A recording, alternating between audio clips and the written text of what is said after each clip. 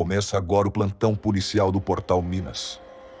Um giro de notícias das principais ocorrências policiais de Minas Gerais.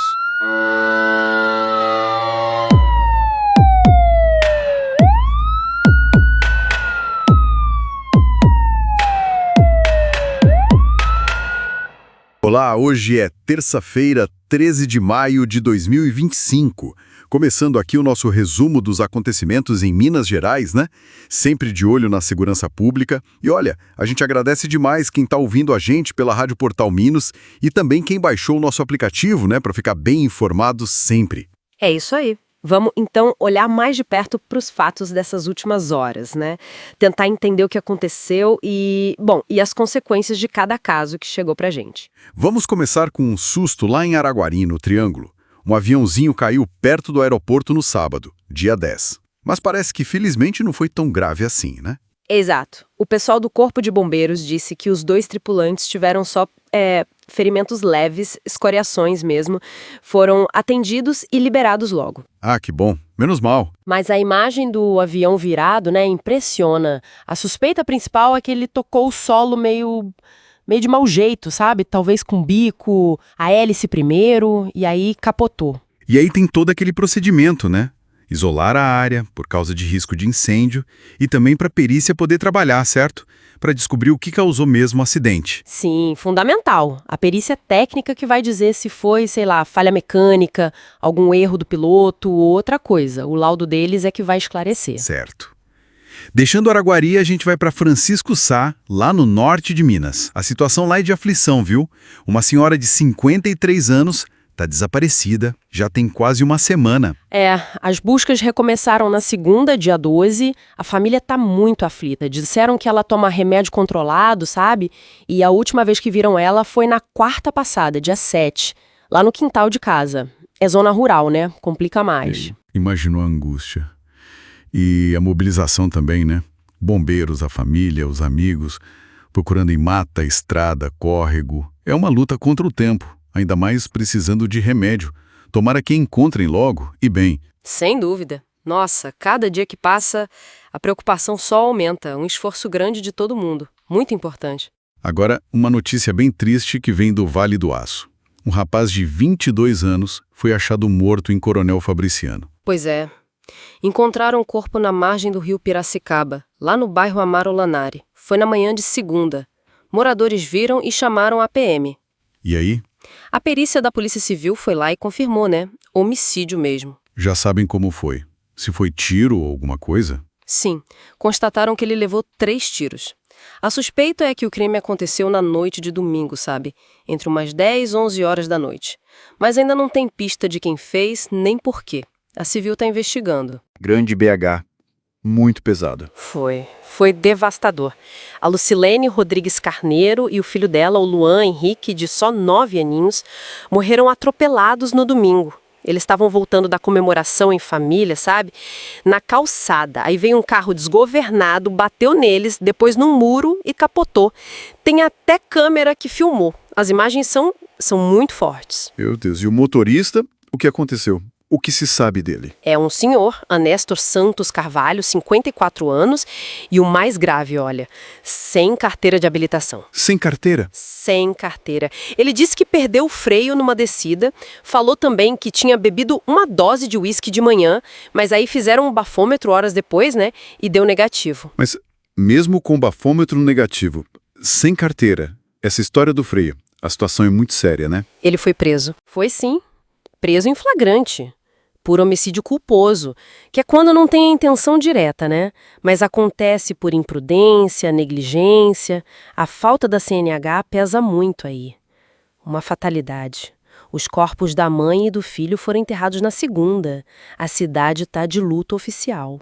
Muito, muito triste. Nossa, que tristeza imensa. Mudando um pouco de assunto, mas ainda na área policial, teve uma apreensão grande de drogas em Barbacena, né? Isso. A Polícia Civil agiu bem. No domingo mesmo, prenderam um rapaz de 28 anos, lá na rodoviária. Ele já estava sendo investigado, sabe? Suspeita de tráfico na cidade. E ele estava com muita coisa? Tava sim. Chegou de viagem com 2 malas. Dentro tinha mais de 20 quilos de maconha. 25 barras, 4 tabletes e ainda um pouco de cocaína junto. 20 quilos?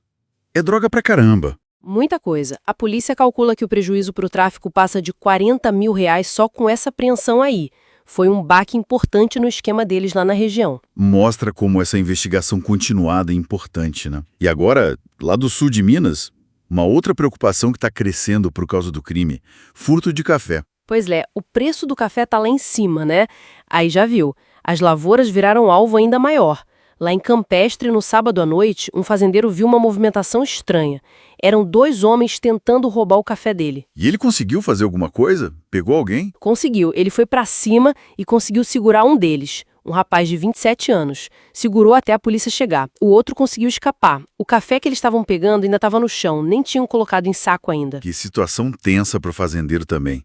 E é preocupante ver isso se repetir, né? Parece que está cada vez mais comum. Infelizmente está sim, com a saca passando fácil de R$ 2.500. Tem gente que acha que o risco compensa, né? E a gente já viu até coisa pior. Lembra aquele caso recente em Ibiraci? O homem foi espancado até morrer por seguranças quando foi pego roubando café. Mostra como a coisa tá tensa. É um problema econômico gerando um problema grave de segurança. Nossa. Agora, vamos para a Zona da Mata. Um caso em Patrocínio do Murié, que, olha, dá muita revolta. Violência contra criança. Dentro de casa. É um caso muito, muito chocante. Os vizinhos desconfiaram em alguma coisa e chamaram a PM e o Conselho Tutelar. Isso foi na quinta passada, dia 8. Quando chegaram lá, encontraram um menino, 9 anos só, com muitas marcas pelo corpo. Marcas feias, sabe? Parece que foram feitas com galho de árvore. E quem teria feito? O próprio pai. O próprio pai, meu Deus. E ele? Foi preso. O que aconteceu com ele? Fugiu. Assim que a polícia e o conselho chegaram, ele sumiu. E o pior, o irmão mais velho do menino contou que ele, o irmão e a mãe apanham sempre do pai. Diz que o pai não deixava o menino ir para a escola esses dias para ninguém ver os machucados. Que crueldade! Além da agressão física, tentar esconder e isolar a criança é terrível. Exato. O menino agora tá com a avó, tá sendo cuidado, mas o caso, que primeiro foi registrado como maus tratos, pode mudar. A Polícia Civil tá vendo se não foi tortura mesmo, pela brutalidade, pela frequência. E um detalhe triste, essa família já era acompanhada pelo Conselho Tutelar. Levanta aquela questão, né, sobre a rede de proteção, se tá funcionando como devia. O pai continua foragido. Que quadro complexo e doloroso. Que o menino e a família recebam todo o apoio agora. Bom, voltando para o sul de Minas, tem uma investigação sobre fraude em concurso público. Em Borda da Mata, né? Isso. A Polícia Civil está investigando umas denúncias de esquema no concurso da Câmara de Vereadores de lá.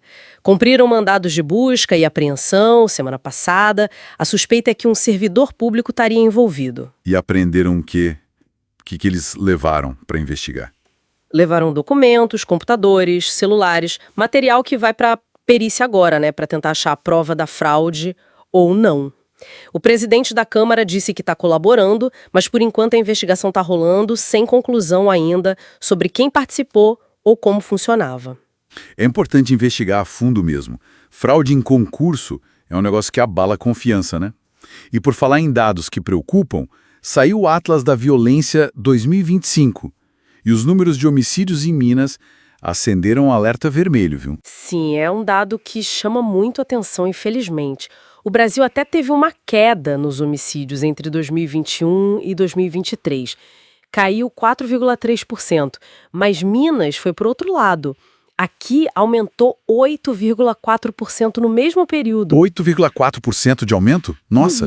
E quantos homicídios foram isso? Foram 2.795 assassinatos aqui no estado só em 2023. Dá quase 8 por dia. É muita coisa. E o que explica isso? O estudo aponta alguma causa para essa diferença? Minas subindo e o Brasil caindo? Olha, os especialistas do Atlas levantam algumas hipóteses, né?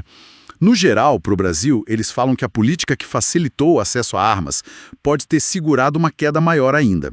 Agora, especificamente para Minas, uma das suspeitas é a expansão e a aliança de grupos criminosos daqui com as grandes facções nacionais, tipo PCC, Comando Vermelho. Isso estaria jogando a violência para cima. Entendi. E o governo de Minas falou alguma coisa sobre esses números? Falou. Soltou uma nota dizendo que tem feito investimentos recordes nas polícias. Citaram compra de viatura nova, mais gente trabalhando, equipamento moderno, tecnologia. Falaram até de drones que combatem outros drones, sabe? E canais digitais para chamar a polícia e os bombeiros pela internet. E as câmeras que os PMs usam no corpo. Certo. E eles detalharam o que cada polícia está fazendo? Detalharam sim. Para a PM, falaram de investimento bilionário que está previsto, mais soldados se formando, concursos, para civil, nomeação de gente nova, mais viaturas, operações, leilão de bens do tráfico para gerar dinheiro. E para a polícia penal, falaram de reforma de presídio, viatura nova, mais policiais penais, isolamento mais duro para líder de facção e a criação do GAECO, que é aquele grupo forte de combate ao crime organizado, junto com o Ministério Público. Entendi. Então o governo mostra que está agindo, né? Tem um monte de ações aí. A questão é saber quando e se essas medidas vão conseguir reverter essa tendência de alta que o Atlas mostrou. Exatamente essa questão. São ações importantes, sem dúvida. Mas os resultados na redução das mortes, pelo menos segundo esses dados agora, ainda não apareceram com força. Ou talvez leve mais tempo, né? O cenário do crime organizado está bem complexo no estado. Cobrimos muita coisa hoje, de acidente aéreo a homicídio, atropelamento, tráfico, furto, violência doméstica, suspeita de fraude e esses dados gerais da violência. Um retrato bem complicado da segurança em Minas. Com certeza. Cada história dessa é um drama, né? E juntas elas mostram o tamanho do desafio. É fundamental a gente continuar acompanhando as investigações e as ações para tentar diminuir essa criminalidade. E para quem quiser saber mais detalhes de qualquer uma dessas notícias, ouvir outras também, é só acessar o nosso portal www.portalminas.com. Tá tudo lá, sempre atualizado. A gente agradece mais uma vez a companhia de todo mundo, seja no rádio ou no aplicativo. Obrigado mesmo. Fica essa reflexão, né? Como esses diferentes tipos de crime, desde a tragédia em casa até o crime organizado e a possível fraude, estão todos conectados, né? E desafiam a gente a buscar um estado mais seguro para todo mundo viver. Exatamente. Um bom dia, uma boa tarde ou uma boa noite para você. Até a próxima.